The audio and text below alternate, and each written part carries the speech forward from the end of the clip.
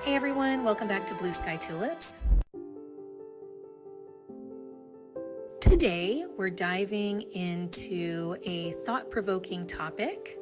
Why do we lie to ourselves? In a world where we're constantly bombarded by lies from the media, advertisers, and politicians, it's easy to forget that sometimes the biggest deception comes from within.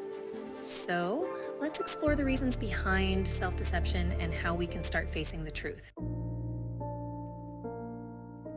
First off, let's talk about comfort of lies. Many of us prefer the soothing embrace of a lie over the harshness of reality. Think about it.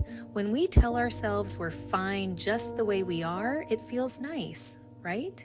It shields us from discomfort and the need for change. This tendency to deceive ourselves often stems from a desire to avoid anxiety or pain. I read an article from Dr. Courtney Warren, a PhD clinical psychologist, and she notes that we fool ourselves into believing things that are false, and we refuse to believe things that are true. In fact, we lie to ourselves about everything from seemingly insignificant facts to massive life-altering realities.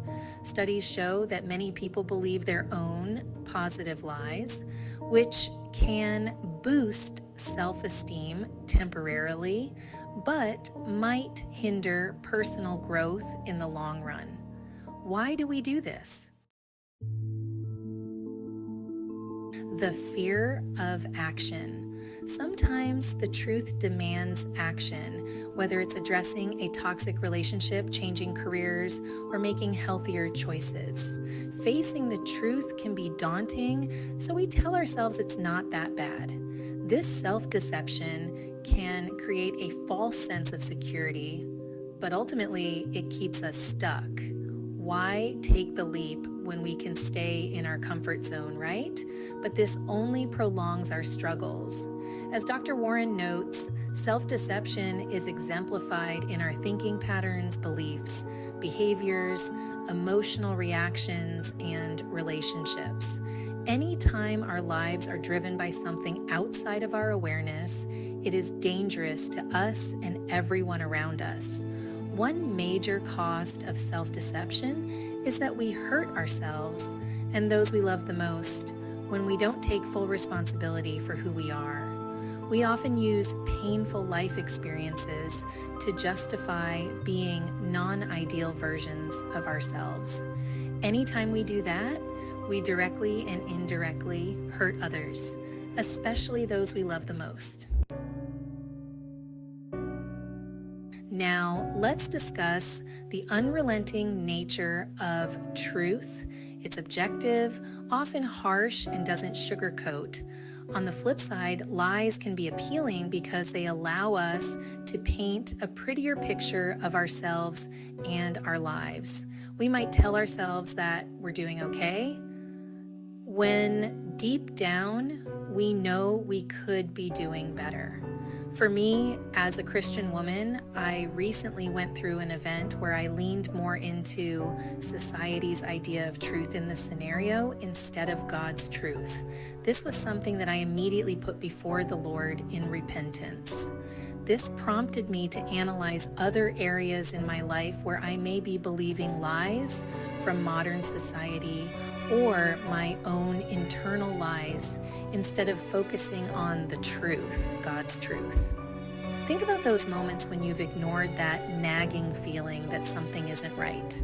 It's easier to pretend, but that denial can lead to bigger issues down the road. So, how do we recognize when we're lying to ourselves? It starts with self-awareness. Ask yourself these questions. What truths am I avoiding? What lies am I telling myself to feel better? Journaling can be a powerful tool here. Write down your thoughts and feelings. Sometimes seeing them on paper can reveal a lot. Pay attention to patterns in your thoughts.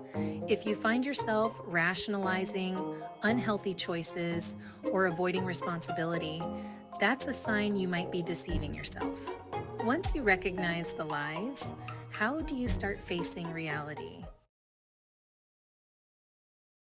Here are a few steps to help you navigate this journey. Practice radical honesty. Commit to being honest with yourself, even when it's uncomfortable. Set realistic goals. Break down big truths into manageable steps. Seek support. Share your thoughts with trusted friends or a therapist who can help guide you. Celebrate small wins. Acknowledge and celebrate progress, no matter how small. Facing reality can be daunting, but remember, it's the first step toward genuine growth and happiness. Thanks for tuning in. If this video resonated with you, please give it a thumbs up and share it with someone who might need to hear this message. Let's start a conversation in the comments. What truths have you been avoiding? Don't forget to subscribe for more content. Until next time, keep seeking the truth.